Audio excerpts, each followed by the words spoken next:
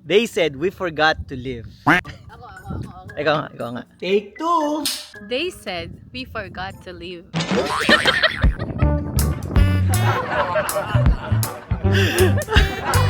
Pwede. Wala tayo. Ang galing. Wala, hindi pwede kami maging seryoso. Ang comedy lang talaga kami mag-vlog. Di uubra. Di sila maniniwala. Yung mga mukha natin nakakatawa eh. May arte pang ganun eh, no? Sabi nila, nakalimutan na raw naming mamuhay. Kasi meron kami mga nare-receive na comment, iba message na nagsasabi na itong mag-asawang to nakalimutan ng mamuhay. Habang yung iba nag-upgrade ng lifestyle, itong dalawang to tipid ng tipid, invest ng invest. Sa tingin nila, nakalimutan na naming mamuhay. And I'm sure meron din sa inyo na nagko-question din, no? Siguro hindi lang nagko-comment. Nagwa-wonder. Ano bang klaseng ano to? Puro na lang pagtitipid. Parang may buhay pa ba itong mag-asawang to? We're on our early 40s, retired and semi-retired dito sa Amerika. Nag-spend kami ng maraming oras sa pamilya, sa mga bata. Sa tingin nyo, did we really forget to live? Siguro parati nilang nakikita, parati namin pineflex yung aming lumang sasakyan. Sasakyan namin, di ba, 10, 12 years old na. May mga nanonood ng mga bago, ina-advise namin parati sila na kapag may sasakyan kayo, make sure na sulitin nyo, huwag kayong palit ng palit. Make the most out of your money doon sa sasakyan. I-invest nyo yung, imbis na panguhulog nyo, invest nyo yung pera para later on. Hindi na kayo uutang ng kotse. Parati namin pinapakita sa vlog namin, ito yung bulok naming kotse. Yung 10 and 12 years old. Siguro yung iba namin misinterpret na ang cheap nyo. Kuripot. Dahilan kami. Meron kaming sariling goals kung bakit namin ginagawa yun. Iba-iba naman kasi yung tao. Hindi naman porke luma yung sasakyan mo, hindi mo na na-enjoy yung buhay mo. Merong isa nag-comment sa amin, si Mr. John Belt. Ang sabi niya, live your life now. Don't put too much for tomorrow as tomorrow may not come. Sumagot naman si Sir Rabbit Farmer. Ang sabi niya, I know exactly what you mean. The worst thing to happen to a Pinoy is to die young with a lot of money in the bank. Meron pa isang comment si Sir Rabbit Farmer. Doon sa isang vlog namin, sabi niya, putting away money for your retirement old age is not a bad idea. But you cannot live on dreams and forget to live. What good is saving every penny and die young? Of course, you can leave all that to your children is also an option. Nung nabasa ko yung comment na yun, naalala ko lang yung lola ko sa Pilipinas. Matipid siya, talagang sobrang tipid. Sabi ng mami, masinop. Oo, masino. Naalala ng nanay ko. Nung bata pa sila, kasi mananahi yung lola ko. Lahat ng damit nila nung bata sila, tinatahi, tapos terno-terno sila. Yung mga perang naiipon niya, parati siyang bumibili ng lupa tsaka bahay. Kaya nung tumanda na siya, napakarami niya mga paupahan. Sabi ng mami, yung si Lolosita, nag-iipon ng yung mga pako na baluktot na, tapos tutuwidin, no? Mga pako sa kahoy. Tatanggalin niya, tapos kahit may kalawang na, didiretsuhin pa. Anyway, may mga kaibigan siya sa simbahan. Parati siyang sinasabihan na, anong gagawin mo sa pera mo? Mag-travel ka naman. Hindi mo yung dadalhin sa hukay. I-enjoy mo yung pera mo. Kasi hindi talaga siya mahilig sa mga ganon. Napakasimple lang ng lola ko. Araw-araw ang ginagawa niya lang sa umaga, magdidilig siya ng halaman. Pagdating ng tanghali, manonood lang siya ng TV, mga teleserye, yung mga Balyente, yung Ana Luna, Christy Fermin, yung mga alas 2, matutulog siya, tapos kakain ng pandesal pagkagising. Ganon lang yung everyday niya. So anyway, na-convince yung lola ko pumunta ng Australia, which is doon nakatira yung isang auntie ko. And then kinukwento ng nanay ko noong nandoon daw sa Australia. After siguro mga 3 days pa lang, gusto na ng lola ko umuwi. Para siguro namimiss niya yung halaman niya kahit pinapasyal siya. Mas feel at home siya doon sa bahay. Sabi niya, gusto ko na bumalik ng Pilipinas. For some reason, naiinip siya doon. Yung biggest lesson na natutunan ko doon sa experience ng lola ko na yun is that living life is very subjective. Kasi meron guys mga tao na sometimes they feel sorry for you. Meron ka naman pera. Parang mas nanghihinayang pa sila sa sayo sa mga bagay na hindi mo ginagawa na para sa kanila. Yun yung definition ng living the life. Like for example, ba't di kayo mag-travel? Ba't di kayo bumili ng magandang sasakyan? Minsan kasi iba-iba naman tayo. Hindi naman porket sa amin, may pambili kami. Hindi naman yun yung makakapagpasaya sa amin. Dinidictate nila kung ano yung definition nila sa sarili nila ng living the life. Gusto nilang i-apply sa iba. Tsaka iba-iba yung goal ng tao, di ba? Kaya nga guys, believe kami dun sa mga tao na alam niyo yung marami silang pera, meron silang capability para bumili ng mga bagay-bagay na magaganda o kaya mag-travel, pero hindi sila nagpapadala doon sa iba dahil sa pressure yan. Kasi wala silang desire guys na magpa-impress sa ibang tao, kumbaga wala silang dapat patunayan. Kasi happy sila kung ano yung meron sila. Meron din kasi guys mga iba na ayaw talaga nila ng wealth and freedom. Mas pinipili nila yung attention tsaka yung nagsisik sila ng validation. As long as kami yung we're not chasing the clout, hindi kami nakikipag-compete sa mga Joneses. As long as we're living in our own terms, yun lang yung ano namin, yung hinahabol namin. Win ka na sa life. Win ka na sa life, panalo ka na sa life.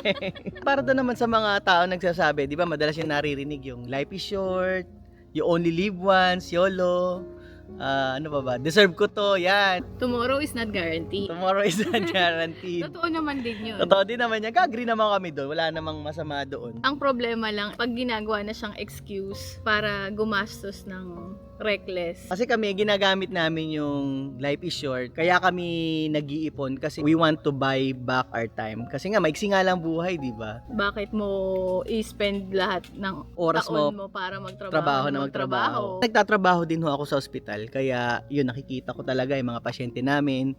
They come and go. Maiksi lang talaga yung buhay. Pero kasi ayokong gamitin yung definition ng life is short para gumastos unnecessarily. Meron kaming 9-year-old. Minsan lang kasi sila dadaanan yung 7, 8, 9, 10-year-old na edad. Meron sila mga activities sa eskwelahan, musical play, mga marching band, soccer games nila. Siyempre, as much as possible, gusto natin maka-attend dun sa mga event na yun. Once na nagdaan na yun, once na naging 8 years old ni sila, yung 7-year-old nila na na-miss mo, hindi na natin mababalikan yun. Kumbaga wala nang You cannot turn back the time. wala nang replay ang buhay. Ayun. Si Jairus, 4 years na lang magka-college na siya. Siyempre, mamimiss mo yung mga moments na yung mga small talks, yung pag nanonood kami ng NBA games dyan sa TV, nagkukwentuhan kami tungkol sa mga Crush. babae, sa mga crush. Yun yung mga bagay na mamimiss mo na kapag nagdaan na, hindi mo na maibabalik. Kaya nga guys, malaking bagay yung si Aimee hindi na nagtatrabaho. Ako nga, nag-switch na lang ako ng part-time. Malaking bagay yung para sa pamilya namin. And it means everything to us kasi yung time na maibibigay namin na extra sa mga bata, wala talaga siyang katumbas. Yun yung parang living the life sa amin. Oo. Mas present sa mga bata. Ay ipon kayo ng ipon. It's not really about the money kaya namin ginagawa to. Yung naibibigay sa amin noong maagang pag-iipon tsaka pag-i-invest is more valuable than money. Yun yung nakakapagbigay sa amin ng extra time. Yun nga, sabi ko nga, na bibili namin yung oras namin pabalik. Kahit makancel ako sa trabaho, hindi ako nag-aalala. Kahit pauwiin ako na maaga, hindi ako nag-worry na magkukulang yung pambabayad namin sa bill. Kasi nga, you know, you prepared financially early on in life. Yung kayo ba yung tatanungin ko, kayo magulang, hindi nyo ba gugustuhin na, okay, magsasakripisyo muna ako na maaga, hindi ko na bibili yung mga bagay na gusto ko, delay gratification. Tapos, alam nyo, ang kapalit noon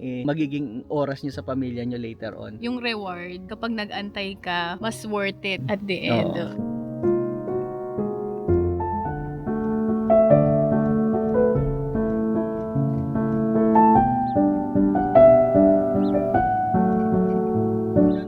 Couple of months ago, sinundo ko si Jairus sa eskwelahan niya. Pag uwi namin ng bahay, nasa garahe kami. Nag-usap kami, kinukwento sa akin ni Jairus. Iniisip daw ng mga classmate niya, mayaman daw kami. Bakit? Kasi tuwing bakasyon, yun, nakakapamasyal siya, nakaka-travel kami. So actually, si Jairus, may memory ako nung sinasabi niya na yung classmate niya ang yaman kasi yung mga kwarto nila pagpasok mo, ang daming mga laruan, console na computer. Kasi yung kay Jairus, yung Nintendo Switch pa na parang 2017, 2018 pa. Sinabi niya sa akin na na-realize niya na ang swerte-swerte pala niya. Sabi niya parang nagtataka siya, hindi lahat ng mga classmate niya nakakapunta doon sa mga lugar na napupuntahan niya. Nagpapasalamat siya, sabi thanks daddy for taking us to places, sabi niya ganoon. Kasi ate, parang naiinggit siya, sinasabi niya, ang classmate ko, ang ganda ng kwarto, ang daming laruan, may mga console. We can afford naman na bumili ng mga electronics sa kanya, kaya lang ayaw namin na masanay sila na puro nasa kwarto lang, nagkukulong, nagpipindot-pindot lang. Kakaswitch ko lang ng part-time noon. In-explain ko sa kanya, kaya nga ako diba nag-part-time. Gusto namin ng mami mo mag-spend tayo na mas maraming oras. Pinili ko siya ng bisikleta. Parati kaming nanonood na ng NBA games. Maraming oras na kami mag-basketball sa tapat ng bahay. Guusap tungkol sa buhay-buhay. Yung mga classmate niya, kung sino yung mga crush-crush niya, kung ano yung mga ginagawa niya, kung nasa tamang grupo ba siya, yung mga ganong bagay ba, yung mga maliliit na bagay. Kaya nga nag-uusap kami medyo mangyak-ngyak ako kasi nakaupo siya dyan, kinakausap ko siya, nakaganyan ako. Oh, and then, ayoko ipakita. Kasi nga naluluha-luha ako. Hindi ko kasi na-expect na sasabihin niya yun. Gumagawa ka ng core memory sa kanya para paglaki nila, hindi nila makakalimutan, marirealize nila yung mga bagay na ginagawa mo. Hindi ko lang ina-expect na at this age, appreciate niya na naintindihan niya na para sa kanya na napakaswerte niya. Kahit sabihin mo wala siyang mga laruan, may mga lugar siya na pupuntahan na very memorable sa kanya. Na-appreciate niya kaysa sa mga material na bagay. Alam mo, parang kunyari si Asha nung binili natin ng laruan, yung kitchen. Yung kitchen. Yung pinamigay natin. Oo. Diyos ko, isang araw lang yatang excited. Ilang araw na hindi na ginagalaw. Hindi na ginagamit. Yung pag nagmasyal kami, Kahit simpleng kahit pasyal simple lang. pa siya lang, lagi niyang binibring up yun. Hindi niya makalimutan. It doesn't have to be really yung super extravagant. Yung small things lang, naaalala nila yun basta magkakasama kayo. Pero pag tinanong mo kung ano regalo mo sa kanya noong 5 years old, 6 years old, 7 years old, wala kang maalala. Baka na-dispose na rin namin, baka na-donate na. Nakakalat na. Oo. Material things, mabilis makalimutan. Oo. Paglaki ng anak ko, hindi niya maaalala yun, hindi niya naman babanggitin sa'yo, "Hey dad, you remember that Mercedes-Benz with turbo and with all the bells and whistles?" Pero yung mga panahon na pinasyal mo sila, naglaan ka ng oras sa kanila, yung maaalala nila yung hanggang tumanda sila. Kadalasan, naririnig nga natin, sabi niya, life is short, kailan ka pa mamamasyal, kailan ka mag-e-enjoy, kung ano ba, uugod-ugod ka na, kailan ka bibili nito, kung ano ka na, hindi ka na makalakad. Alam niyo naman yung mga ganun, di ba, very classic yung parating yung naririnig yun. Yun nga, medyo natatawa rin kami ni Aimee kasi nga, marami kasi nagtatanong ilang taon na raw ako. Ako 43, si Aimee 42. Hindi na siya nagtatrabaho, so I'm just working 2 times a week. Napakatanda na namin ba? Parang, kung may gusto kaming gawin, kaya naman namin gawin ngayon. But sometimes, people choose not to do things na, dahil hindi naman talaga yun something na makakapag-bring sa kanila ng joy. Very happy na kami kung ano yung na-accomplish namin. Hindi namin siya ipagpapalit sa ibang bagay. Dati dong sa LA kasi, meron akong mga katrabaho doon na, parati nilang ginagamit yung word na I deserve ko to, yan. Naintindihan ko naman, there are times talaga na very toxic. Minsan may mga pasyente kang pasaway, hindi naman always smooth sa ospital. Hindi, kapag ano lang, pag sobra lang naman. Pero alam mo, ako ginagamit ko rin yan. Deserve mo to. Oo, deserve ko yan. Hindi, meron kasi ibang mga tao alam na mo, minsan pag pagod ka magtrabaho, minsan gusto mo rin na mahum. Pero kapag sobra namang yung magkakaroon ng financial strain. Oo, yung mga purchases na malalaki, tapos deserve ko to, bibili ako ng ganito. Yun. Tapos yung utang nila biglang lalaki. Doon lang naman kami hindi nag-agree. Kapag maapektuhan na yung financial status goals mo. Kunwari, upgrade ako na mas magandang kotse.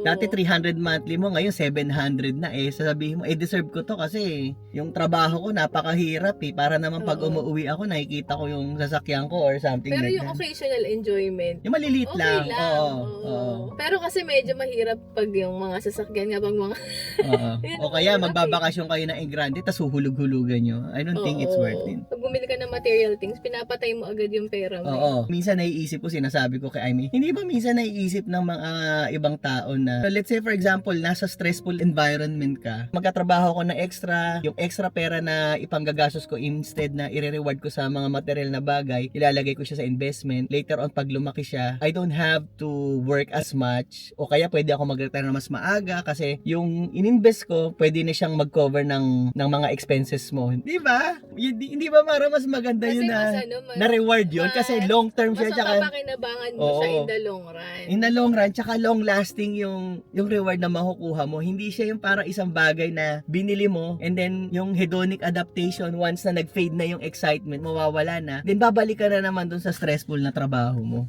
Di ba, be? O parang cycle lang yun Parang sinasabi nga nila, inom mo lang yung problema mo para makalimutan mo. Pero pag nawala na yung tama sa'yo, guess what? The problem is still there, di ba? Parang naglagay ka lang ng maliit na band-aid sa malaking sugat. Kumbaga hindi mo talaga siya sinolusyonan. Tama ba yun? Ewan ko.